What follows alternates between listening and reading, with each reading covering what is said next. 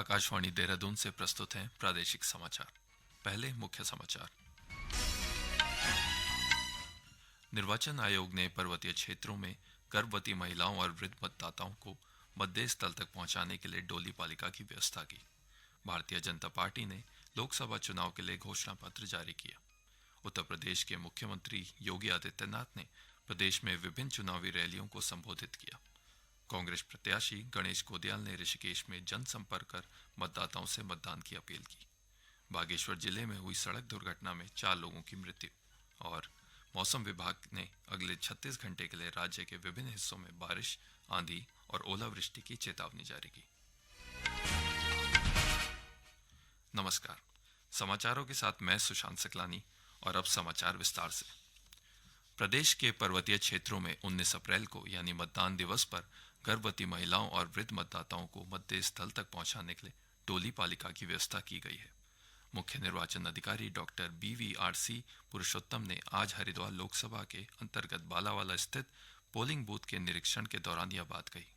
उन्होंने कहा कि इस बार दिव्यांग और 85 साल से अधिक आयु वर्ग के मतदाताओं को घर घर जाकर भी वोटिंग कराई जा रही है। इस दौरान मुख्य निर्वाचन अधिकारी ने मतदान अधिकारियों को अधिक से अधिक मतदाताओं के मतदान के लिए प्रेरित के निर्देश दिए। निर्वाचन आयोग ने आगामी लोकसभा सामान्य निर्वाचन 2024 में इस बार कई बदलाव किए हैं। पहली बार मतदान पोलिंग पार्टियों को पिट्ठू बैग दिया जाएगा। 18 अप्रैल को मतदेय स्थलों पर रवाना होने वाली पार्टियों को बैग में सभी मतदान संबंधी प्रपत्र भरकर दिए जाएंगे। उधम सिंह नगर के मुख्य विकास अधिकारी मनीष कुमार ने बताया कि पोलिंग पार्टियों को मतदान सामग्री देने के लिए यह बैग तैयार किया जा रहा है। आगामी लोकसभा चुनाव के लिए भारतीय जनता पार्टी ने अपना घोषणा पत्र संकल्प पत्र नाम से जारी कर दिया है।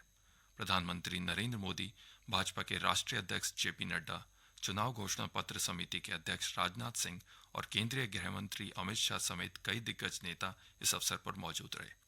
संकल्प पत्र जारी करते हुए प्रधानमंत्री ने कहा कि यह संकल्प पत्र विकसित भारत के 4 मजबूत स्तंभ ज्ञान यानी युवा शक्ति, नारी शक्ति, गरीब और किसान को सशक्त करता है। उन्होंने कहा कि सरकार का ध्यान रोजगार सृजन पर केंद्रित है। श्री मोदी ने कहा कि भाजपा ने पिछले 10 सालों में अपने घोषणा पत्र में किए गए वादों को पूरा किया है। भाजपा ने अपने संकल्प पत्र में मुफ्त राशन की योजना को अगले 5 साल तक जारी रखने की घोषणा की है। यह भी कहा गया है कि PM सूर्य घर मुफ्त बिजली योजना के माध्यम से हर महीने मुफ्त बिजली उपलब्ध कराई जाएगी। प्रधानमंत्री ने 70 वर्ष की आयु से ऊपर के सभी बुजुर्गों को आयुष्मान योजना के दायरे में लाने का वायदा किया। मोदी की गारंटी है कि आयुष्मान भारत के तहत 5 लाख रुपए तक का मुफ्त इलाज मिलता रहेगा। मोदी की गारंटी के इसी क्रम में भाजपा ने एक बहुत बड़ा निर्णय लिया है। 70 वर्ष की आयु से ऊपर के हर बुजुर्ग को आयुष्मान योजना के दायरे में लाया जाएगा। चाहे वो गरीब हो, चाहे मध्यम वर्ग के हो, चाहे उच्च मध्यम वर्ग के हो, ये एक नया दायरा होगा जिनको 5 लाख रुपए तक के मुफ्त इलाज की सुविधा मिलेगी। संकल्प पत्र में भाजपा ने प्रमुख फसलों के न्यूनतम समर्थन मूल्य में बढ़ोतरी जारी रखने की भी बात कही। प्रदेश में लोकसभा चुनाव के पहले चरण में राज्य की सभी 5 संसदीय सीटों पर आगामी 19 अप्रैल को मतदान होना है। मतदान से पहले राज्य में सभी राजनीतिक दलों का चुनाव प्रचार जोरों शोरों से चल रहा है। प्रधानमंत्री व भाजपा के वरिष्ठ नेता नरेंद्र मोदी, कांग्रेस की राष्ट्रीय महासचिव प्रियंका गांधी वाड्रा, बहुजन समाज पार्टी की प्रमुख मायावती व अन्य नेता पहले ही राज्य में चुनावी रैलियां कर चुके हैं, जबकि कांग्रेस के वरिष्ठ नेता राहुल गांधी और केंद्रीय गृह मंत्री अमित शाह की रैलियां आने वाले दिनों में प्रस्तावित हैं। इस बीच उत्तर प्रदेश के मुख्यमंत्री योगी आदित्यनाथ आज प्रदेश के दौरे पर हैं। इस दौरान योगी आदित्यनाथ ने भाजपा प्रत्याशियों के पक्ष में पौड़ी के श्रीनगर, हरिद्वार के रुड़की और देहरादून के रेस कोर्स में चुनावी रैलियों को संबोधित किया। श्रीनगर में चुनावी जनसभा को संबोधित करते हुए श्री आदित्यनाथ ने कहा कि पिछले 10 साल में भारत ने विकास किया है और सभी ने बदलते भारत को देखा है। देश की आंतरिक सुरक्षा पर केंद्र सरकार के प्रयासों का उल्लेख करते हुए उन्होंने कहा कि कांग्रेस सरकार के समय देश में लगभग 150 जिले नक्सलवाद की चपेट में थे और भाजपा की सरकार ने अपने 10 साल के कार्यकाल में नक्सलवाद को खत्म करने का काम किया। भाजपा के घोषणा पत्र का जिक्र करते हुए आदित्यनाथ ने कहा कि यह संकल्प पत्र युवा, महिला, किसान और गरीब कल्याण के लिए समर्पित संकल्प पत्र है। यह समाचार आकाशवाणी देहरादून से प्रसारित किया जा रहा है। गढ़वाल लोकसभा संसदीय क्षेत्र से कांग्रेस उम्मीदवार गणेश गोदियाल ने आज ऋषिकेश के स्वर्गाश्रम और लक्ष्मण झूला क्षेत्र में जनसंपर्क व पदयात्रा कर जनता से सीधा संवाद किया। इसी बीच उन्होंने सोशल मीडिया के माध्यम से सभी मतदाताओं से आगामी 19 अप्रैल को बढ़ चढ़कर मतदान की अपील की।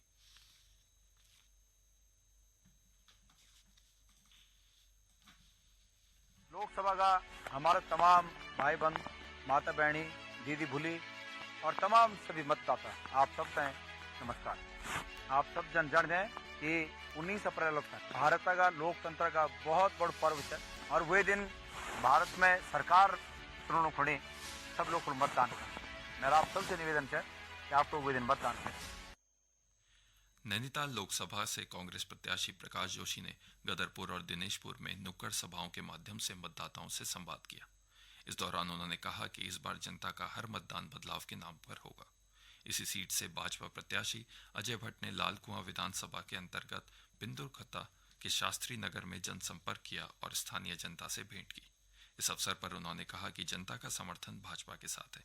उधर उत्तराखंड क्रांति दल के उम्मीदवार और निर्दलीय प्रत्याशी भी घर घर जाकर मतदाताओं को अपने पक्ष में करने में जुटे हैं।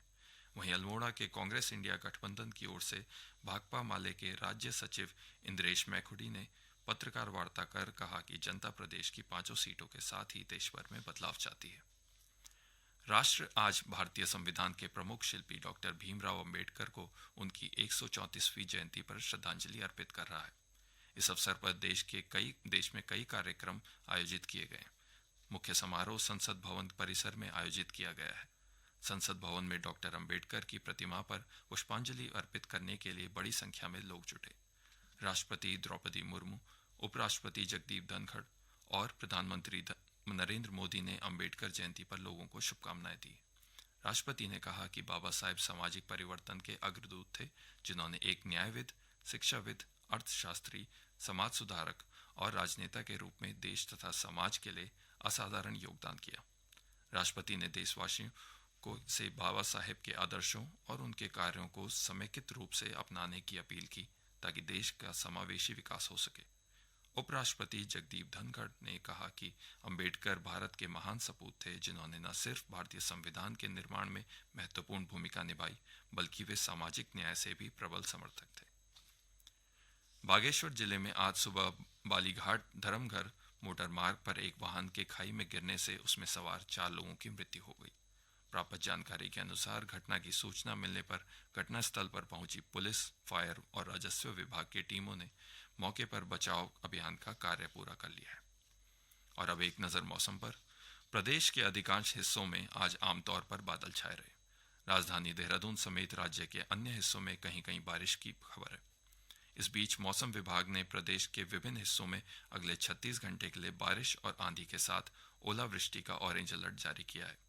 इस दौरान राज्य के अधिक ऊंचाई वाले इलाकों में बर्फबारी भी हो सकती है। मौसम विज्ञान केंद्र देहरादून के अनुसार चंपावत, नैनीताल और उधम सिंह नगर को छोड़कर राज्य के अन्य हिस्सों में 30 से 40 किलोमीटर प्रति घंटा की रफ्तार से आंधी और गरज के साथ बारिश की संभावना है। विभाग ने इस अवधि के दौरान लोगों को सतर्क रहने को कहा है। मौसम विभाग ने यह भी कहा है कि बारिश के कारण राज्य के अधिकतम तापमान में 3 से 4 डिग्री सेल्सियस तक की कमी आने की उम्मीद है। श्रीनगर स्थित हिमवती नंदन बहुगुणा गढ़वाल केंद्रीय विश्वविद्यालय में 15 अप्रैल से बायोमेट्रिक उपस्थिति शुरू हो जाएगी। विश्वविद्यालय के तीनों परिसरों सहित सभी प्रशासनिक भवनों में यह व्यवस्था लागू रहेगी। इस व्यवस्था के सफल होने के बाद विश्वविद्यालय में सप्ताह के 2 दिन अवकाश पर निर्णय लिया जाएगा। कुल सचिव धीरज शर्मा ने कहा कि विश्वविद्यालय में नियमित रूप से कार्यरत सभी शिक्षणेतर कार्मिकों को 15 अप्रैल से बायोमेट्रिक से ही उपस्थिति दर्ज करानी होगी। अंत में मुख्य समाचार एक बार फिर। निर्वाचन आयोग ने पर्वतीय क्षेत्रों में गर्भवती महिला और वृद्ध मतदाताओं को मतदेय स्थल तक पहुंचाने के लिए डोली पालकी की व्यवस्था की। भारतीय जनता पार्टी ने लोकसभा चुनाव के लिए घोषणा पत्र जारी किया।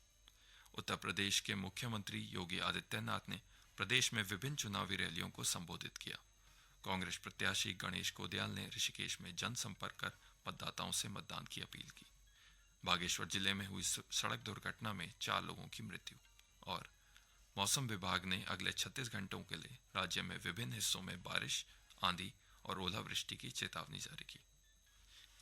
इसके साथ ही प्रादेशिक समाचार का यह बुलेटिन समाप्त हुआ। नमस्कार।